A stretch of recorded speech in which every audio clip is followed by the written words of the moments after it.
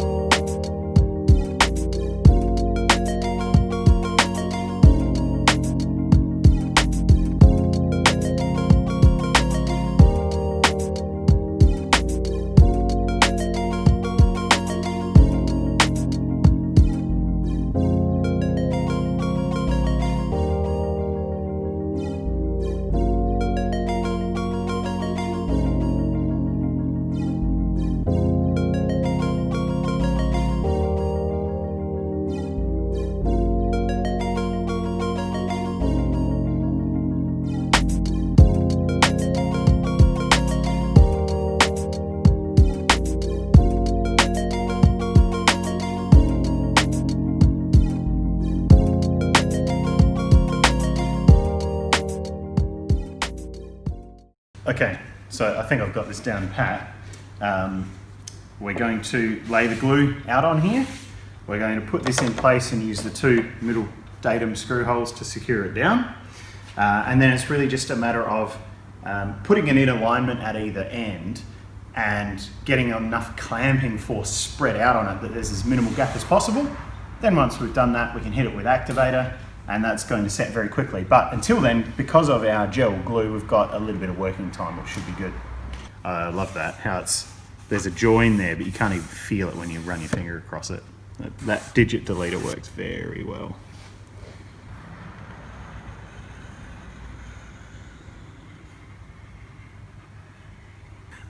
Yes, probably because it's refrigerated and it's thicker. I know, I was going to put that on upside down. Bloody hell. We'll get there.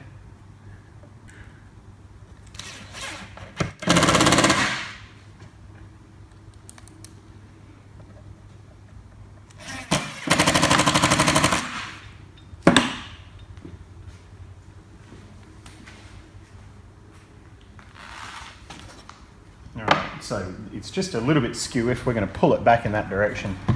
It's a bit of essentially a bit of a parallelogram here, so it's not really a big hassle to do that. And it's 6mm MDF, so it doesn't complain too much. There we go. So that's pulled into shape and it's clamped down. So I'm going to put a couple more clamps and some spreaders on here to spread that clamping force out. Alright, so that is the top half of it clamped down. Time to do the curvy bit, which is, well, it's not really tricky. Just need to do lots of clamping.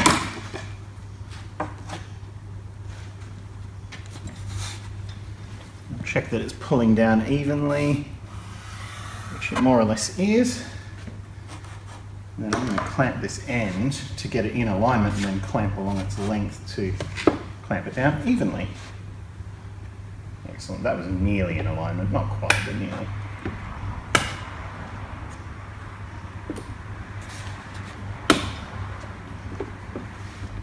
There we go.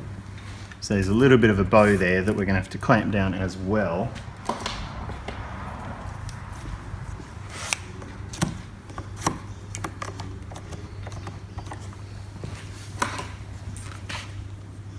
That's looking a lot better.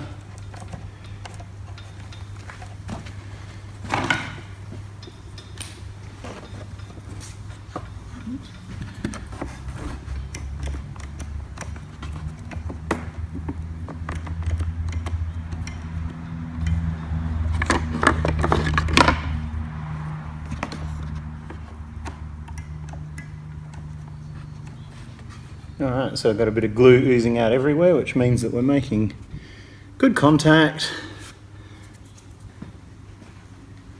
I'm quite happy with that. It's really just, I guess, worth having another check around it to make sure everything is aligned as best as it needs to be. Yep, happy with that. So, with that done, I can use the activator to get that to flash off, and before too long we're going to be able to release that and work on the next layer, just like we have on here.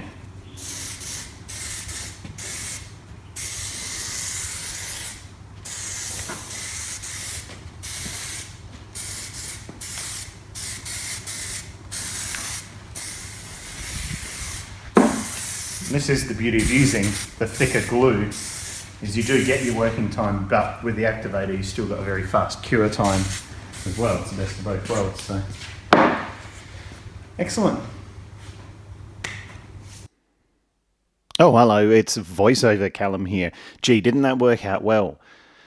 Everything clamped down nice and tight. We've got no air gaps. We've got nothing in the way of these fitting really nice and flush and flat down on the top of our curved surface. It's gone so well. Really happy with that.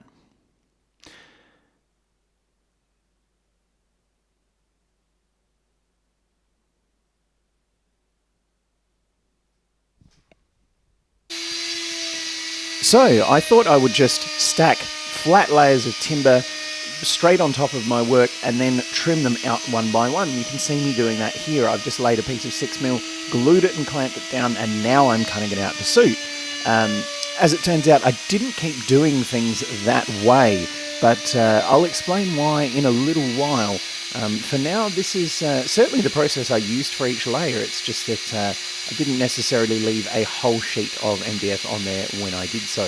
Just using the 1/4" flush trim bit on the router sled here, using the sled so that the router stays nice and stable, it doesn't go off of square, and we get a nice neat trim. Along that front edge there is a bit more of an angle where it meets the stacks that are already there, but I've got a neat way to look after that down the track. For now it's just about building up layers one by one and getting them trimmed to suit.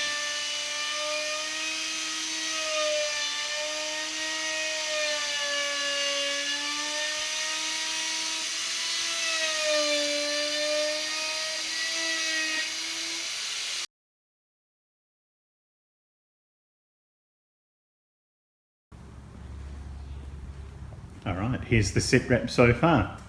We've got some stacks on here. So, you can see, I've got 2 layers of 6mm here, 12mm as my window mounting flange. I've given that a bit of a chamfer with a dovetail bit as well. I've run the shank of it along there and used the dovetail to cut that chamfer. So that's pretty cool. This one has had 1 layer of 6mm as, I guess you could say, the intermediate frame. There are going to be LEDs stuck in here. So this panel's actually been trimmed back a bit to allow clearance for the LEDs to fit in. This one has had the second layer of that attached. You can see the 6mm gap here, which I'll run the flush trim bit in to trim that out. You might have noticed earlier that I tried gluing a whole piece of MDF over without the cutout in it. And I've decided against that just because it just makes it a bit harder to bend. I thought I'd make it as easy as possible. I've rough trimmed the outside and the inside, so it's still easy to bend, but I'll trim it once the glue's set, which will be any minute now. It's been there a few minutes, so. Got to get another layer on this one, trim this one, and then I can start doing the combination top, inner and outer bezels at once. That's going to be interesting. I'll take you through the process when I get there. This stack fabrication, Bendy stack fabrication, is going really well. I'm really happy with how it's coming together, and it's time for the last 2 layers. I've got everything set in place for the window and the clearance for the window, which is going to incorporate an LED strip. The last thing to do is to set the top bezel in place, as well as making the inner bezel, which I'm going to do at the same time. I've cut these pieces, which have the same outer diameter as everything else and the same inner diameter as the window hole, and I'm going to stack 2 layers of that on, and of course that's going to have a substantial overhang.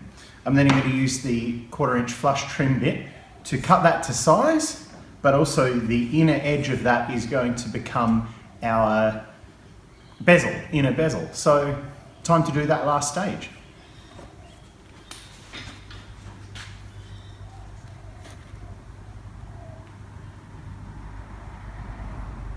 There's going to be 3 cuts here. I'm going to trim the outside to match the rest.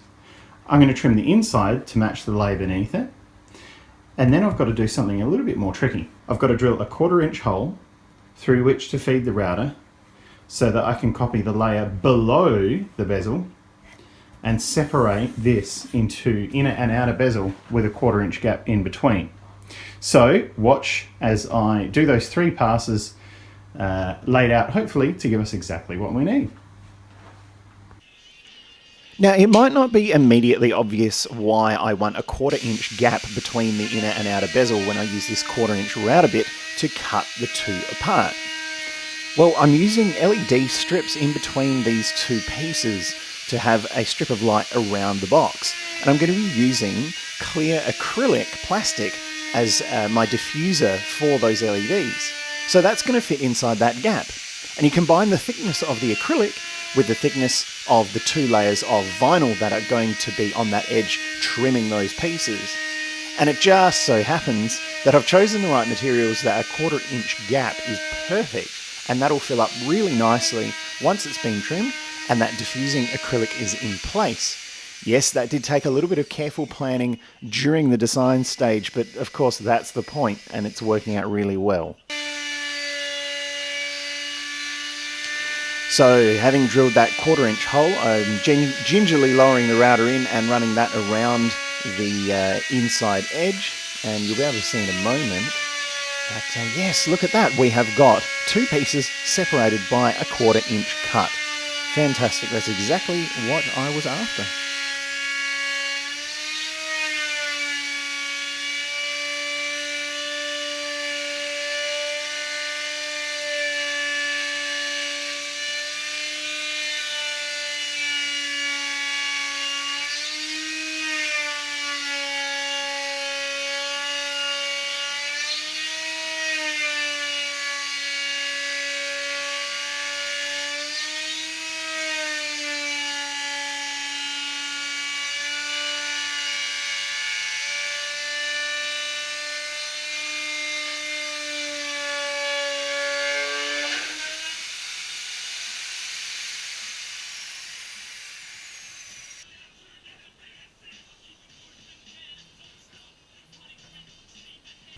All right, we have really got some sawdust going on, but I'm excited to say that worked beautifully. You should know that by now. You should have been watching.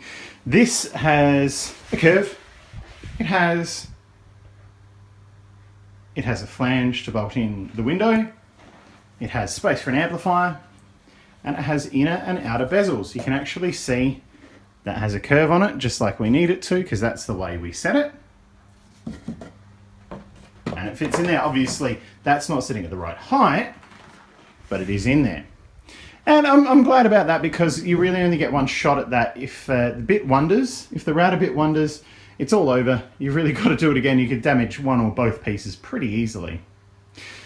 So the next stage is shaping, and I'm kind of excited about that because, yeah, layers are great, but it's all sharp edges, and some shaping is going to give us, well, some shape.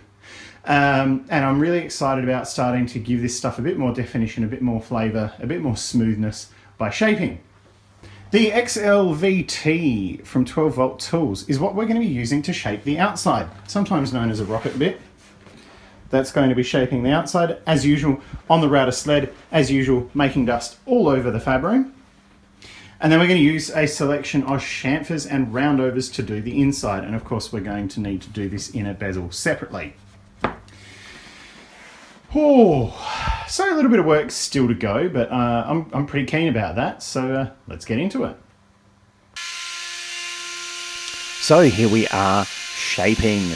That rocket bit really is fantastic. That combination of a really gentle chamfer along with the roundover on the top edge. That's actually quite hard to do with the combination of a conventional chamfer and a conventional round over. So I'm just doing this bit by bit, lowering my feed as we go so it cuts nice and smoothly rather than trying to do it all in one hit. And a tiny, tiny little round over for the edge of our inner bezel. That one's going to be an interesting one to wrap, but we'll cross that bridge when we get to it. Oof. Now, the last step for this video is that I wanted to cut the base pieces, which you've seen just being rectangular at the moment, holding the rest of the stack fabrication down. What I'm doing here is trimming them to match the footprint of the stack. And that's going to be relevant because they're going to form the bottom panel for the amplifier section. They're not actually going to be used for the bottom panel of the subwoofer section because, well, hopefully you know by now that's a very different shape. But it makes sense to trim it to this shape now, especially since it's already screwed to the bottom of the panel, it's already located accurately. I can trim this all to size so that I can take the next steps on the fabrication of that panel. And at the moment, just lining up the template for the top trim, and you can get a little bit of an idea of how that looks. Lining that up very carefully so that I can mark out the holes for cable access for the amplifier. Now, of course, these are going to be covered by that top bezel and by the amplifier, but it is necessary to cut them so the cables can get in and out of this amplifier panel section. There's actually plenty of room for those cables to run underneath this because the spare wheel well is there, and there's plenty of room to run all that cabling, which is, of course, where it is going to live anyway. So just using some scraps to lay out a rectangle here and trim it to suit.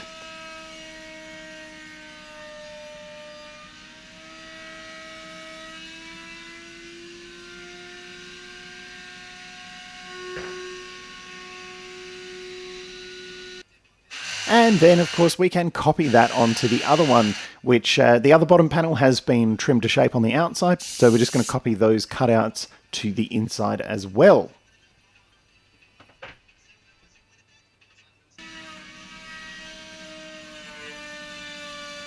And with those done, it's going to be time to have a look at how we're progressing with this design. Are you guys ready for it or what? My goodness, it's so exciting to see this come together. You know, the fit and finish that I'm looking for is really happening on these. The lines that I'm looking for, that's happening as well. And look, that amplifier is sitting so nice and flush. This is really encouraging. Oh, look at those cap head fasteners in there. Brilliant. So, look, thanks so much for joining us again, guys. It's been fantastic to show you this part of the fabrication. It's probably, I guess, one of the most important bits to create the look that we're going for, not just the shape. And we'll see you next time on Connected.